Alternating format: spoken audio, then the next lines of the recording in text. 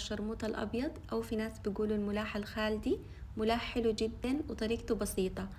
في الخلاط بنخلط بصلة حجم كبير وطماطم حجم كبير و3 أو 4 فصوص من الثوم. بنضيف للكمية دي كوبايتين من الموية وبخلطهم، لكن ما ناعم جدا، يعني بخلي البصلة تكون دراشة شوية.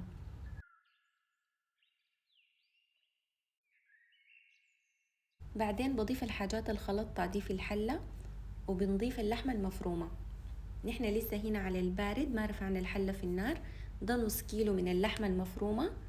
نسيت صراحة أطلعها عشان تكون سايحة 100%، لكن ما مشكلة، برفعها على النار زي ما هي وبخليها تفك براحتها في النار، لأنه اللحمة المفرومة من نوع اللحوم اللي ما بتحتاج إنه نغسلها.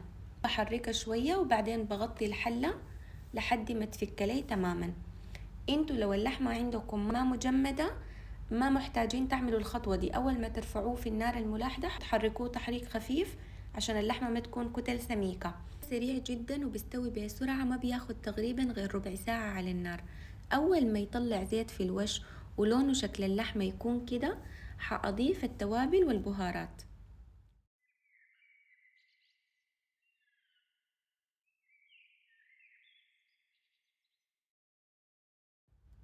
نص ملعقة كبيرة من الملح، ربع ملعقة صغيرة من الفلفل الأسود، نص ملعقة كبيرة من الكزبرة، نص ملعقة كبيرة من الشمار الأخضر، وبحركهم كويس.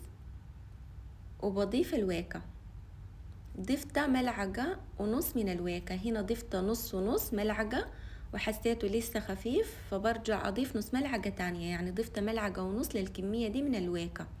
طبعا الخيار راجع لكم في الويكة، في ناس بيحبوه خفيف وناس تقيل، شوفوا الأنسب لكم وأعملوه. وبعد الويكة بضيف تاني نص ملعقة من الشمار الأخضر، بديه لون حلو جدا. وكده الملاح جاهز، بسيط وسريع، يعني ربع ساعة ولا 20 دقيقة بنكون خلاص خلصنا منه. ممكن تقدموه مع الكسرة أو العصيدة، أنا قدمته مع العصيدة. الرابط بتاع طريقة عمل العصيدة موجود في الصندوق أسفل الفيديو. وكده خلصت وصفتنا لليوم، وأشوفكم في فيديو تاني. مع السلامة.